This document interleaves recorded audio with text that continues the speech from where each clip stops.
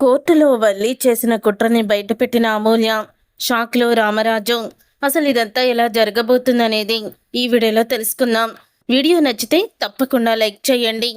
రామరాజు వల్లిని జాగ్రత్తగా చూసుకోమని, తను బంగారమని నా కోడలు అంటూ రామరాజు పొగుడుతూ ఉంటాడు వల్లిని. ఇక అందరూ కూడా అలా వల్లి వైపు కోపంగా చూస్తూ ఉంటారు. ఇంతలో అమూల్య అయితే వస్తుంది.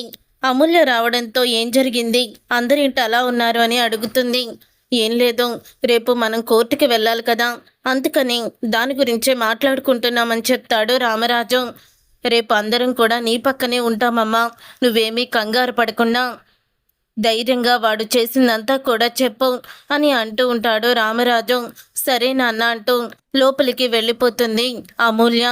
చూడమూల్య, నువ్వేమీ భయపడకు, భయపడాల్సిన అవసరం కూడా లేదు, మేమున్నాం కదా, మేము చూసుకుంటామని మరోసారి వెళ్ళిపోతున్న అమూల్యని పిలిచి రామరాజు చెప్పడంతో, మీరున్నారు కదా నాన్న, నాకెందుకు భయం అంటూ లోపలికి వెళ్ళిపోతుంది.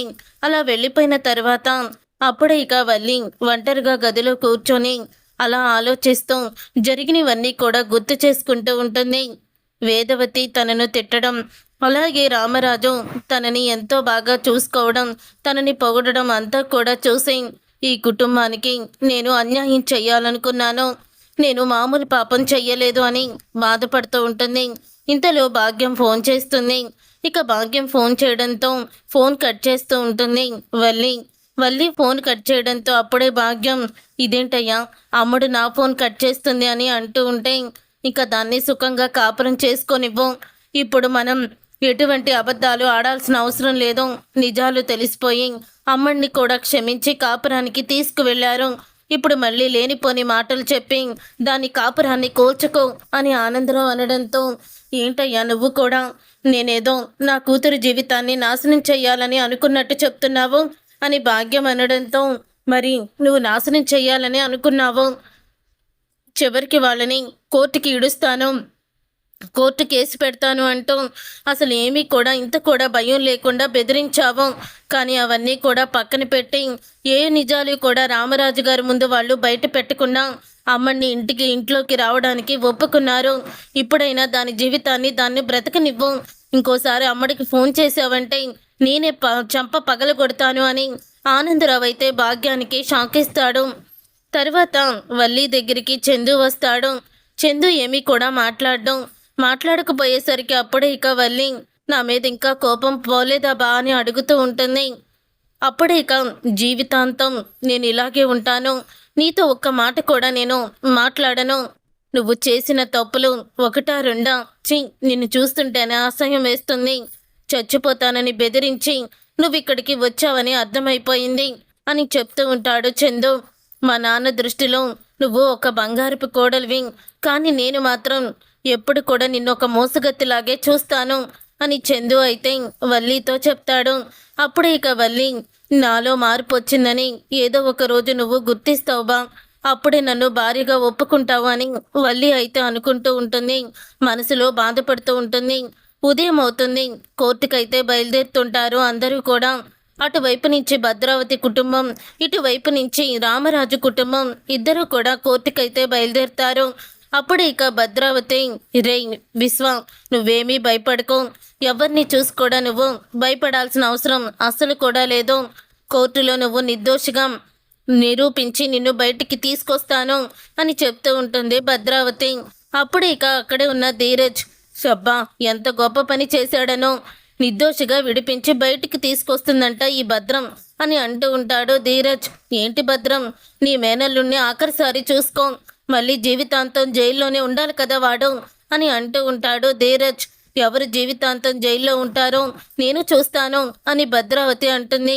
రే చిన్నోడా, ఎందుకు కోర్టుకు వెళ్లే ముందు గొడవ, అయినా అక్కడ నిజ నిజాలు సాక్ష్యాలు అన్నీ పరిశీలించే మొత్తం కూడా చెప్తారు, అన్నప్పుడు న్యాయస్థానం న్యాయం చేస్తుంది అని రామరాజు చెప్తాడు. కోర్టుకైతే వెళ్తారు.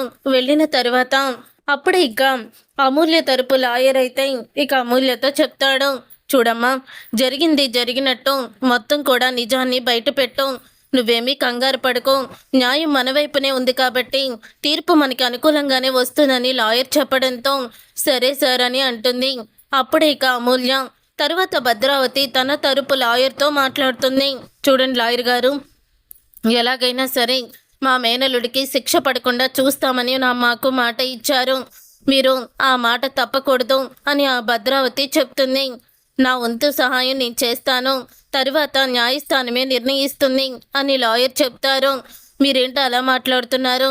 నా మేనలుడికి మాత్రం అస్సలు కూడా శిక్ష పడడానికి వీల్లేదు అని అనడంతో ఇదంతా ఆ అమ్మాయి చెప్పే సమాధానం మీదే ఉంది అని లాయర్ అయితే అంటాడు. తర్వాత కోర్టు సమయం అవడంతో అందరూ కోర్టు లోపలికి వెళ్తారు. వెళ్ళాక ఇక అమూల్యని ప్రశ్నిస్తూ ఉంటాడు భద్రావతి లాయర్. చూడమ్మా, మరి 2 కుటుంబాలకి గొడవ అన్నప్పుడు మరి నువ్వు అతన్ని ఎందుకు ప్రేమించావో, రేపు పెళ్ళనగా ఈ నైట్ అతనితో ఎందుకు వెళ్ళిపోయావో అని అడుగుతూ ఉంటారు. అప్పుడే అమూల్య, నేను అతన్ని ప్రేమించిన మాట నిజమే, కానీ అతను తరువాత నన్ను మోసం చేశాడని తెలిసింది, దూరం పెట్టాను. నాకు పెళ్లి కుదిరి మా పెద్దవాళ్ళు వేరే అతనితో పెళ్లి చేద్దామనుకున్నారు. ఈ సమయంలో నన్ను బయటికి రప్పించుకొని కిడ్నాప్ చేసి ఒక రాత్రంతా గదిలో బంధించి నా మీద నిందలు వేసి నన్ను అందరి ముందు నవ్వుల పాలు చేసి నా కుటుంబాన్ని పరువు తీయాలని చూశాడు ఈ దుర్మార్గుడు అని విశ్వ మీద చెప్తుంది. ఇక అలా చెప్పిన తర్వాత అప్పుడు ఇక అందరినీ కూడా విచారిస్తారు.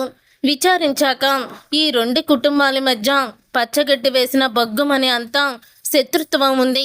మరి అతను నీ శత్రువు కొడుకు అని తెలుసు కదా, వాళ్ళకి మీకు పడదని కూడా తెలుసు. మరి అతన్ని ప్రేమిస్తే మీ అమ్మ నాన్న అతనికి ఇచ్చి నిన్ను పెళ్లి చేస్తారని నువ్వు ఎలా అనుకున్నావో, అతన్ని వెంట పడుతున్నప్పుడు నీకు అనుమానం రాలేదా అని అడుగుతూ ఉంటే ఇక ఏమీ సమాధానం చెప్పలేకపోతూ ఉంటుంది. అప్పుడే అమూల్య మౌనంగా ఉండడంతో, నువ్వు మౌనంగా ఉంటే కుదరదమ్మా, మరి అతను నీకు శత్రువు అయినప్పుడు అతన్ని ఎలా ప్రేమించావో, వాళ్ళ కుటుంబానికి మీ కుటుంబానికి చాలా గొడవలు జరుగుతున్నాయి. మరి అలాంటప్పుడు నువ్వు మీ అమ్మా నాన్నని అర్థం చేసుకోవాలి, కానీ అతన్ని ప్రేమించాల్సిన అవసరం ఏంటి? ఒకవేళ అతను నిన్ను ఏడిపిస్తుంటే కనీసం నీ పెద్దవాళ్ళకి కూడా నువ్వు చెప్పాలి కదా అని అడుగుతూ ఉంటే అప్పుడు ఇక విశ్వ, ఇప్పుడు సమాధానం చెప్పమనండి లాయర్ గారు, మౌనంగా ఉందేంటి అని అడుగుతూ ఉంటాడు విశ్వ. కావాలని నా మీద నిందలు వేసి నన్ను జైలు శిక్ష అనుభవించేలా చెయ్యాలని ఇలా కోర్టు దాకా తీసుకొచ్చారు. తను కూడా నన్ను ప్రేమించింది, నేనే కాదు, అందుకని రాత్రి నాతో వచ్చేసింది. నేనేమి తనని కావాలని కిడ్నాప్ చేయలేదు. మరి తను నన్ను ప్రేమించకపోతే రాత్రికి రాత్రి నాతో ఎందుకు వచ్చేస్తుంది? ఇంట్లో వాళ్ళందరినీ ఎవరో ఒకళ్ళని నిద్ర లేపి వాడు నన్ను పిలుస్తున్నాడు అని చెప్పొచ్చు కదా, మరి తను అంత ధైర్యంగా ఎలా బయటకు వచ్చింది అని అడుగుతూ ఉంటే ఆ మాట మళ్ళీ అమూల్యని కూడా అడుగుతారు. చెప్పమ్మా, నువ్వు ఇష్టం లేకుండానే అతనితో అర్ధరాత్రి వెళ్ళిపోయావా? మరి మీ ఇంట్లో వాళ్ళని ఎవరినైనా నిద్ర లేపొచ్చు కదా, అతను నిన్ను బయటికి పిలుస్తున్నాడని. ఒకవేళ అతను ఇష్టం లేకపోతే నువ్వు చెప్పుండొచ్చు కదా, మరి నువ్వెందుకు ఒక్కదానివే బయటికి వచ్చావు? మరి దీన్ని ఏమంటారు అని అడుగుతూ ఉంటాడు విశ్వ తరపు లాయర్. అప్పుడు ఇక అమూల్య, ఇది నేను కావాలని చెయ్యలేదు, నేను బయటికి అది రావడం అంటే అంటూ తడబడుతూ ఉంటుంది. అప్పుడు ఇక అంటూ ఉంటాడు లాయర్, చెప్పమ్మా, నువ్వు కావాలని అతనితో వెళ్ళిపోయావు, అతనితో రాత్రంతా ఒక్కొక్క గదిలోనే ఉన్నావు అని ఇక అమూల్యని ప్రశ్నల మీద ప్రశ్నలు వేసి ఇక విసిగిస్తూ ఉంటే, లేదో, నేను వాణ్ణి ప్రేమించడానికి కారణం మా పెద్ద వదిన వల్లి. తనే ప్రేమించమని నన్ను ఫోర్స్ చేసింది. వాణ్ణి మంచివాడు అంటూ నా దగ్గర మాయ మాటలు చెప్పి ఆ విశ్వగాన్ని నేను ప్రేమించేలా చేసింది. ఆ రోజు పెళ్లి రోజు నన్ను పెళ్లి లోపల నుంచి ఇంట్లో నుంచి తీసుకొచ్చి వాడికి అప్పచెప్పింది కూడా మా వల్లి వదినే అని నిజాలను బయట పెడుతుంది వల్లి గురించి అమూల్య. ఆ మాట విని ఒక్కసారే షాక్ అయిపోతూ ఉంటాడు రామరాజు. ఏంటమూల్య నువ్వు చెప్పేది? వల్లి ఏంటి నిన్ను ఆ విశ్వగాన్ని ప్రేమించమనడం ఏంటి అని అంటూ ఉంటే, అవునన్న, నేను విశ్వగాన్ని ప్రేమించడానికి, వాడి ప్రేమలో పడ్డానికి కారణం వల్లి వదినే. తను చెప్పిన చెప్పుడు మాటల వల్లే నేను వాణ్ణి ప్రేమించాను అని చెప్పి నిజాన్ని బయట పెడుతుంది. ఆ రోజు వల్లి వాళ్ళ అమ్మ నాన్న వల్లి వదినే నన్ను కరెంటు తీసేసి బయటికి తీసుకువెళ్ళి ఆ విశ్వగాడికి అప్పచెప్పాడంటూ కోర్టులో వల్లి చేసిన కుట్రని బయట పెడుతుంది అమూల్య. అది విని ఒక్కసారి రామరాజు షాక్ అయిపోతూ ఉంటాడు. చూసారుగా ఫ్రెండ్స్, రాబోయే కథలో ఖచ్చితంగా ఇలాగే జరగబోతుంది. చివరికి వల్లి నిజ స్వరూపం కోర్టులో అమూల్య బయట పెట్టబోతుంది. మరి ఇలాగే జరగాలని మీరైతే కోరుకుంటున్నారా? అయితే వీడియోని తప్పకుండా లైక్ చేసి ఛానల్ని సబ్స్క్రైబ్ చేసుకొని పక్కనే ఉన్న గంట సింబలపై ఆల్ అని క్లిక్ చేయండి.